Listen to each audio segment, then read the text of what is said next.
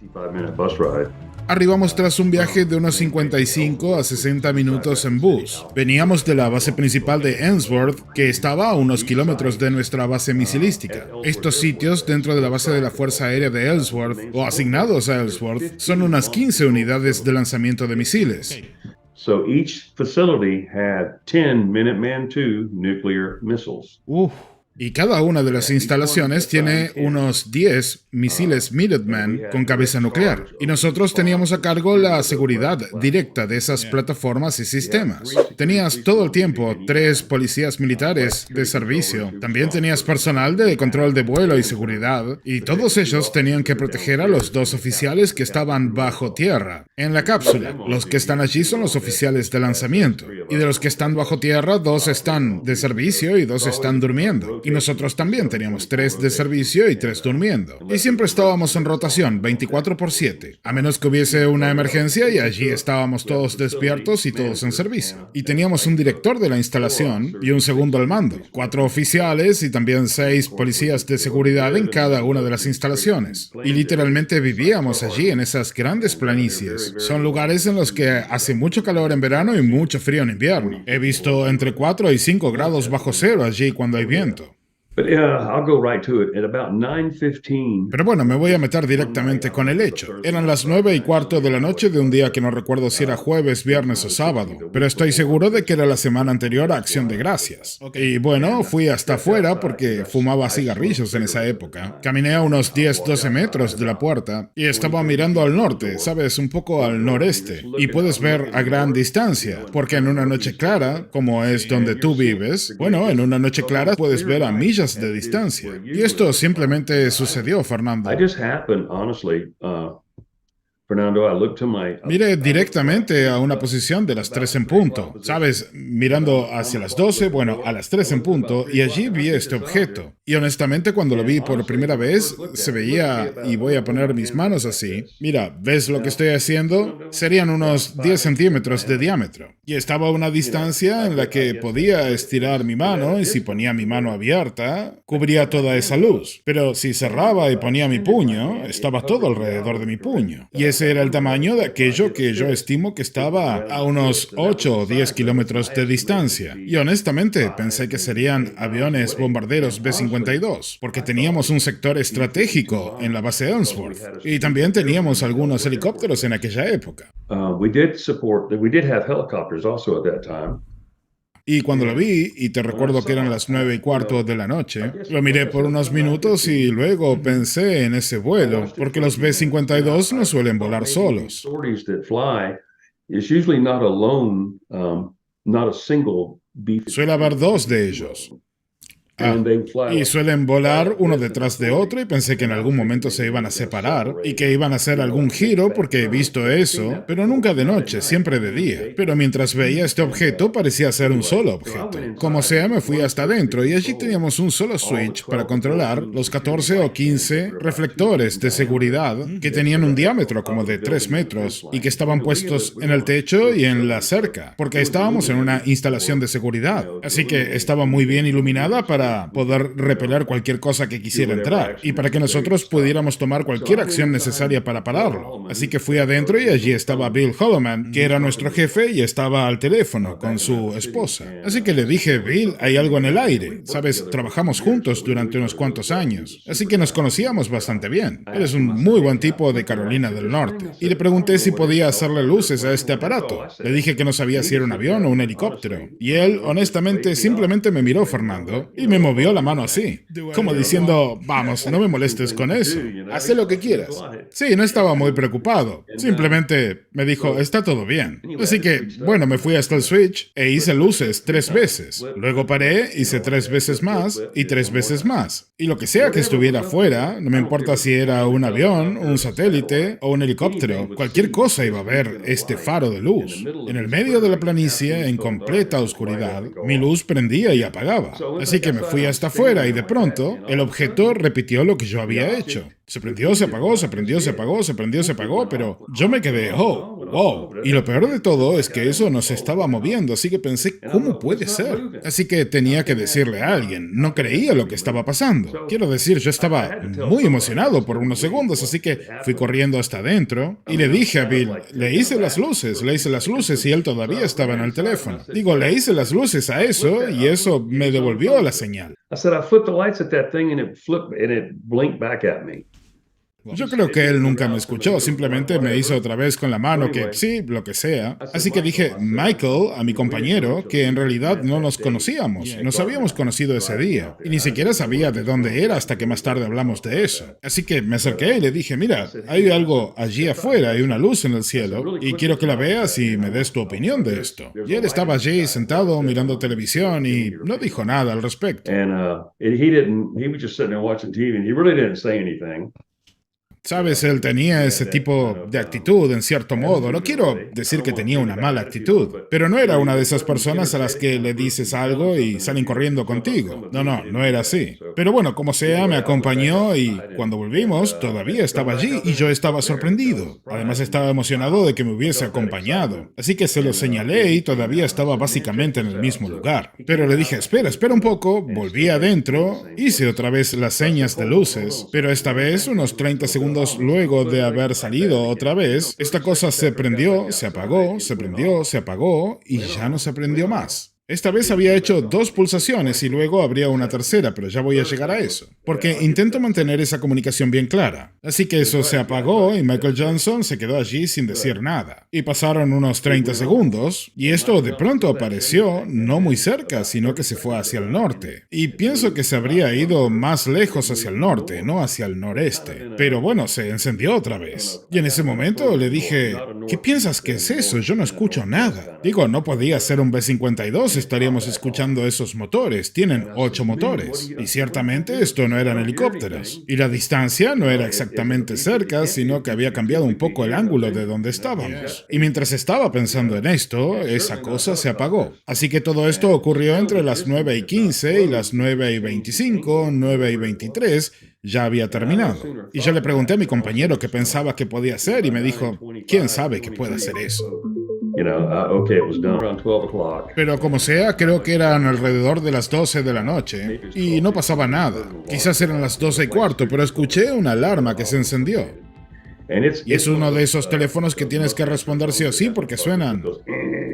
Sí, esos, no puedes evitarlos y suenan muy fuerte, así que todo el mundo se entera. Pero escuché a Bill, mi amigo, decir 64 noviembre 5. Y no puedo hablar mucho de eso, pero es una alarma de mucha proximidad y muy seria. Había alarmas más serias, pero esa es muy importante. Y tras recibir esa alarma, te dan un informe de seguridad, los oficiales que están en la cápsula. Y ya teníamos todo nuestro equipo preparado para salir. Las armas estaban en la mesa, estábamos listos. Teníamos que encender nuestros vehículos tras escuchar esta información, tomar las tablas de códigos y nos dijeron procedan hacia noviembre 5. Y en aquella época tenías un chequeo de seguridad de unos 5 minutos por el nivel de la alerta. Así que teníamos que ir allí y esta instalación estaba a unos 15 minutos. ¿Sabes? Era la instalación más cercana a nosotros, lo que también encuentro bastante raro. Así que comenzamos nuestra respuesta, nos metimos en el vehículo para salir del lugar y en esa zona son todos caminos de tierra. Y salimos directamente del camino que lleva a la instalación de lanzamiento y doblamos a la izquierda. Y después de la última intersección son unos 7 kilómetros. Esto es importante porque he medido cada punto de ese camino. 7 kilómetros de ese punto hacia la carretera. Pero mientras cambiaba la elevación de la planicie, veíamos como nuestro camino de tierra se iba hacia abajo en una hondanada. Y teníamos la ruta de asfalto más arriba porque estaba construida en una elevación. Y yo estaba en el asiento del pasajero y miré hacia mi derecha y en una posición de las 4 en punto, y esto es importante, veo este resplandor en el suelo, a mucha distancia, pero era como un resplandor entre naranja y blanco, y eso pulsaba, así, pero pulsaba hacia arriba, no hacia los costados. like it's sitting on flat ground. Como si hubiese estado posado sobre el suelo y la luz saliera hacia arriba. No era algo que se saliera de la vista, pero era algo así como un domo de luz. Mientras íbamos a la carretera, yo se lo dije a Michael Johnson y él dobló a la derecha. Así que esas 4 en punto ahora se transforman en las 12:30, 1 en punto. Y podíamos verlo porque estábamos sobre una colina ahora y mirando hacia abajo a donde podíamos verlo. Y le dije, Michael, ese es el mismo objeto que está sobre el suelo. Y él me dijo, lo que sea, no importa. Para mí no podía lidiar con ese tema. Y yo no sabía qué pensar de él porque no habíamos hablado ni 30 palabras desde que habíamos salido de la base misilística. Así de poco lo conocía. Así que mientras la carretera va hacia Newell, South Dakota, que estaba a unos 11 kilómetros, y esa es la distancia a la que estoy viendo esta luz pulsante, probablemente 11, 12 kilómetros. Así que tenía que ser algo sustancialmente poderoso y de gran tamaño para que pudiéramos ver algo por el estilo. No era una luz callejera, era una enorme y extraña luz pulsante. Digo, tenía que ser muy grande. Fernando, cuando tomamos esa curva a la izquierda, yo estaba sentado en el asiento del pasajero y este objeto era del tamaño de un hipermercado Walmart. Era gigantesco, era enorme. Más grande que un portaaviones detenido en el aire a 3 metros sobre la puerta de lanzamiento.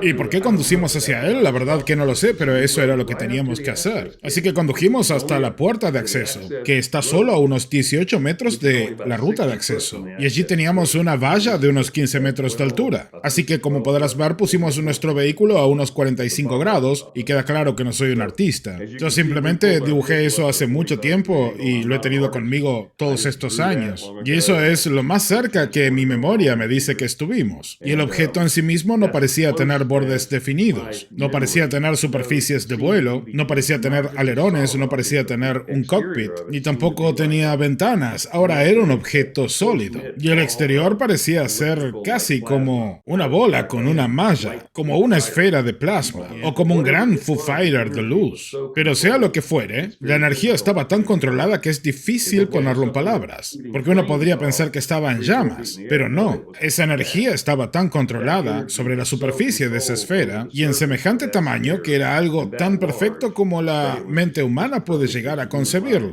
Al menos esa es mi opinión. Y no parecía hacerse más grande y más pequeño ni nada por el estilo. Era de un solo tamaño, así como se ve en el dibujo. Era una nave.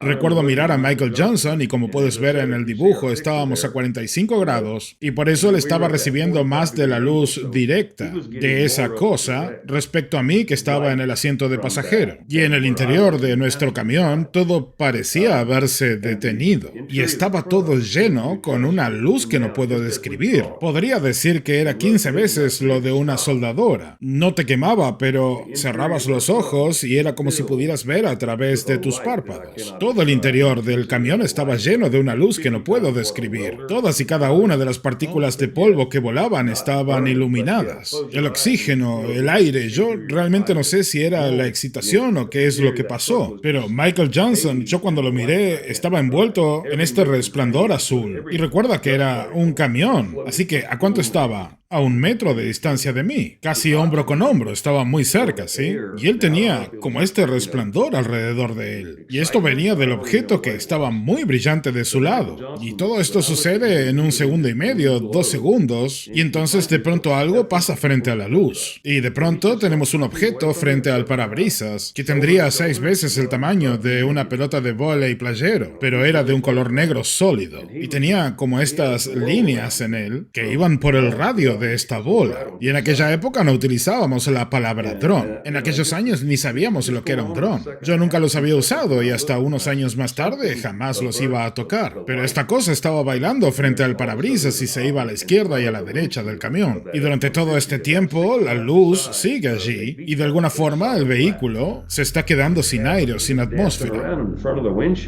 Yo tuve miedo hasta que subí esa ventanilla, porque sabía que no iríamos a ningún lado, sabía que no podíamos. Subí esa ventanilla con miedo de qué más podría pasar, porque algo se acercaba.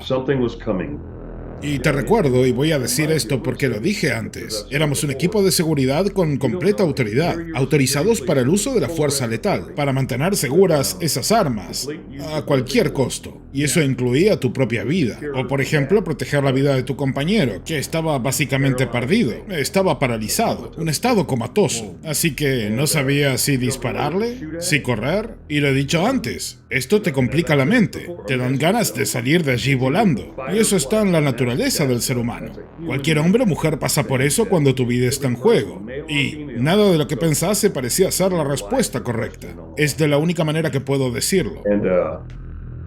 None of it seemed to be the proper answer. Everything I could, nothing was the right answer. Pero traté de estar consciente el mayor tiempo posible, por alguna razón, aunque me explotasen los ojos. Y ahora esa cosa negra que estaba frente al parabrisas se había ido. Y honestamente sentí en ese momento que algo me agarraba del estómago y que me estaba arrastrando hacia la ventana trasera del camión. Sentí como si me estuviese haciendo más liviano en el asiento. No sé cómo puede ser eso, pero es la manera en que me sentí. Y allí no quedaba oxígeno para respirar. Don't know how that could be, but that's the way I felt, and there was no oxygen to breathe. Todo esto está sucediendo y hacía 30 segundos que habíamos llegado. Así que piensa en cómo reaccionarías y cómo podrías de alguna manera mantenerte en tu lugar. Estábamos armados hasta los dientes y equipados de todas las maneras posibles. Pero tenía aquí a un hombre paralizado y ni siquiera sabía con lo que estaba lidiando. No tenía idea. ¿Quién se ha encontrado con algo así antes? Quiero decir que todo estaba sucediendo al mismo tiempo. Unas luces tan fuertes que apenas podías abrir los ojos y no podías respirar. Y sientes que te arrastran hacia atrás por la ventana del vehículo. Y en ese momento yo tenía un guante en una mano y la otra la tenía sin el guante. Y en esa mano tenía una linterna, una MacLight. No sé cómo había llegado allí, pero la tenía y era una muy buena linterna. Así que me animé a bajar la ventanilla. Tenía mucho miedo para bajar del vehículo. Saqué medio cuerpo por la ventanilla de este camión que tenía uno de esos espejos de acero forjado y me senté allí y apunté con la linterna a la parte superior del objeto. Y en la posición que estoy ahora comencé a hacer flashes, haciéndole señales a este objeto. Quiero decir, ¿qué tan estúpida idea fue esa? Pero sentía que algo podía lastimarme. Y esto lo sentía dentro mío. Nadie estaba hablando, es algo que pasó a través mío. Así que me metí otra vez en el camión y cerré la ventanilla. Y entonces comencé a percibir que me estaba desmayando. Mientras me estaba desmayando, sentí una presencia a mi derecha. Y giré mi cabeza, literalmente con miedo.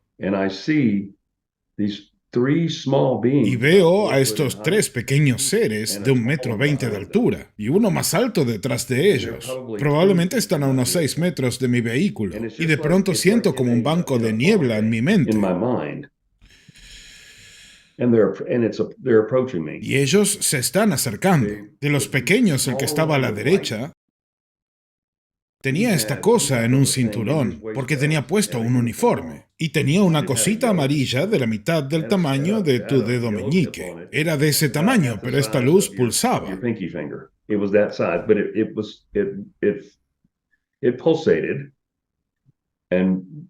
Y había algo natural con eso. Pero lo que no era natural, debería decir, quiero decir natural en toda esa rareza. No sé si alguna vez te ha pasado porque no sé cómo explicarlo. Pero detrás de estos 3 había uno más alto. Los pequeños le llegaban al pecho. Yo diría que llegaba al 1,80 m. Y el rostro de este era diferente y más largo. Algunos dijeron que podría ser posiblemente un insectoide, pero yo realmente no lo sé. Honestamente no lo sé. I don't know. Some say possible insectoid. I don't really know. Honestly, I don't know. Mario, este es un dibujo que hiciste del momento en que estos seres aparecen a tu derecha, ¿verdad? On your right, right? Dentro de mis posibilidades, sí, y también muestra el objeto que estaba frente al parabrisas. Pero el objeto era mucho más grande que eso. El objeto no se acercó demasiado, pero sí lo suficiente como para que viera su tamaño. Y yo la verdad es que no sé qué estaba haciendo. Pero sí, como puedes ver, así es como se acercaron por la derecha. Realmente el más alto tendría que ser algo así como un gris más alto, porque los rostros eran como si los pequeños fueran jóvenes y el otro fuera el adulto. It's like as a young one, then to an adult or something. I don't know. Or maybe one that's in charge. I don't know. They're very No lo sé, quizás uno estaba a cargo, no lo sé. Es difícil tratar de explicar algo que ves y que no es de este planeta. Una nave ya es bastante difícil, pero ver seres ya es otra cosa. Estos son los pequeños, ¿verdad? Eso es correcto, sí. That's correct.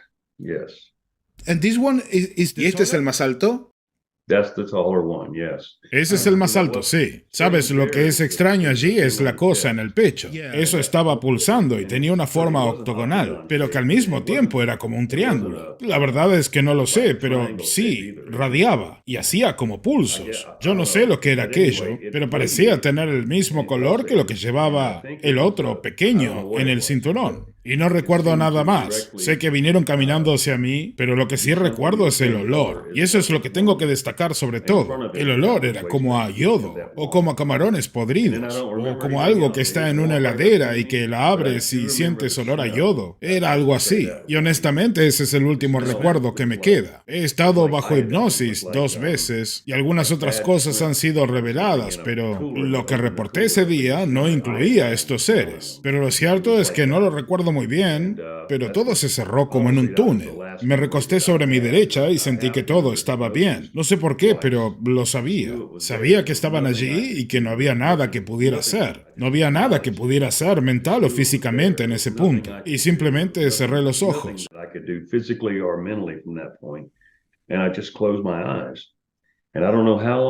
Y no sé cuánto tiempo estuve desmayado. No sé qué le pasó a Michael Johnson, que estaba a mi lado. Pero lo siguiente que entiendo es que todavía estoy sentado en el camión y levanto mi cabeza y estábamos en completa oscuridad. Y lo primero que salió de mi boca fue: ¿dónde mierda estamos? Dije, ¿dónde está Noviembre 5? Y no tuve ninguna respuesta de Michael Johnson. Él estaba detrás del volante mirando hacia adelante y nunca me he encontrado con otro ser humano en ese estado desde entonces. Lo pellizqué en el brazo, lo empujé lo más fuerte que pude. Quiero decir, lo empujé en serio. Lo pellizqué en el rostro. No sé cómo explicarlo. Hice eso por unos cuantos minutos. Así que salí y puse un pie en lo que tendría que ser la nieve y pude ver inmediatamente a mi derecha, a 2 o 3 metros, una pared blanca que subía. Lo que me descolocó de dónde carajo había salido eso. Yo estaba en una base de misiles que hago mirando una pared blanca. Y yo sigo hablándole a Michael Johnson pensando que él me iba a responder en algún momento. Y cuando doy otro paso me doy cuenta de que estoy pisando barro. La nieve había sido derretida. Y sabes, todo alrededor estaba congelado. Pero donde estábamos nosotros, toda esa área, había sido derretida. Así que estaba todo lleno de barro.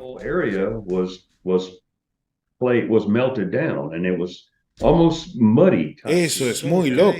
Sí, porque di toda la vuelta alrededor del vehículo y estaba todo derretido. No sé exactamente hasta dónde llegaba, pero hasta donde pude caminar estaba todo lodoso. Y no debía estarlo. Todo era nieve blanca. Al mismo tiempo estaba sorprendido con esa pared blanca. Para donde mirase, para la izquierda o para la derecha, continuaba esa pared. Digo, era muy larga. Y no sabía dónde estaba. Pasaron quizás 30 o 40 segundos y de pronto una radio modular en nuestro vehículo se enciende y dice: WSC Noviembre 1. Nos escuchan, cambio. E inmediatamente el líder del equipo debía responder la radio si es que podía. Así que le dije: Michael, tienes que tomar la radio. Yo seguía pensando que en cualquier momento iba a reaccionar Fernando, que iba a volver, porque yo le estaba gritando y le estaba hablando. Hice todo lo que pude y creo que le puse una linterna en los ojos en un momento, tratando de que reaccione. Como sea, él no respondió a la radio, así que yo la tomé y dije: sí, WSC, este es Noviembre 1. Anyway, so he didn't answer the radio, so I picked it up and I said, Senior Airman Woods at WSC, this is November 1. He goes, what's your status? Y me preguntaron cuál era nuestro estado, dónde estábamos. Y yo respondí: señor, no lo sé. No sé dónde estoy, no sé dónde estamos. Y preguntó: ¿están heridos? No, no estamos heridos, pero mi compañero, no sé cómo explicarlo, él no me responde y está simplemente sentado en el volante y no se mueve. Y eso fue exactamente lo que dije a Wind Security Control.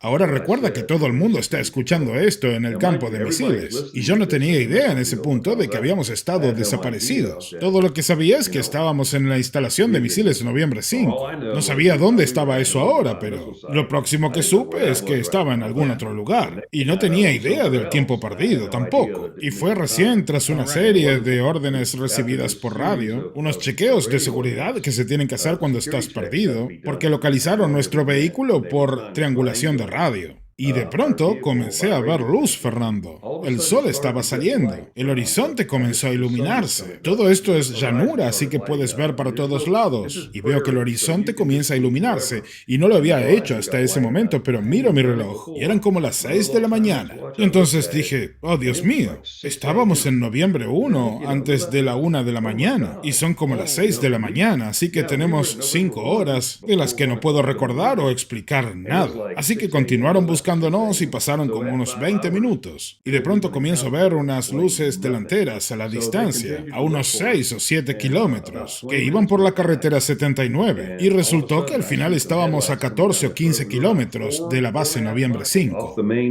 Bueno, cuando él me llevó de vuelta hasta cierto nivel, y Robert Hastings tiene mucho que ver con esa investigación, ¿sabes? El momento de inicio o el instante al que este investigador fue capaz de regresarme o ponerme en lugar. Bueno, recuerdo que en mi vehículo la puerta se abre. En mi hipnosis, la puerta se abre.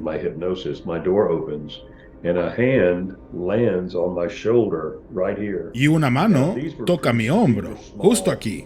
Ahora, estos eran seres pequeños de 1,20 m, y esta mano era extremadamente larga. Por como lo sentí, tendría que ser su mano izquierda, alcanzándome y cruzando desde abajo, porque las puntas de los dedos estaban por aquí abajo, y se sentía casi como a través de mi ropa. Yo lo sentí. ¿Sabes? Tenía puesta una parca, tenía el uniforme, tenía ropa interior termal y una remera, creo, debajo de todo eso. Así que hay 4 capas de ropa bastante gruesa, y sin embargo podía sentir la punta de los dedos. Sin ninguna duda yo podía sentir eso. Mi próximo recuerdo es que estoy de espaldas y me estoy moviendo sobre el piso, y no en algo que sea duro como una camilla o algo por el estilo. Es como que estoy de espaldas y miro, y de costado noto como esa puerta se cierra, la del camión azul en el que habíamos ido, y veo al costado del camión Fuerza Aérea de los Estados Unidos. Eso estaba pintado a un costado con letras grandes o con un sticker.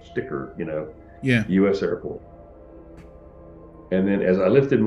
Y cuando levanto mi cabeza, algo me agarra y me baja la cabeza otra vez. Y esa es la última parte que recuerdo de eso, pero todavía el olor a camarones podridos o yodo está invadiendo mis sentidos. Recuerdo eso distintivamente por sobre cualquier otra cosa. Recuerdo ese olor, porque parecía como que nunca se iría. No era tan fuerte como cuando tratas de taparte la nariz, pero era fuerte como el amoníaco.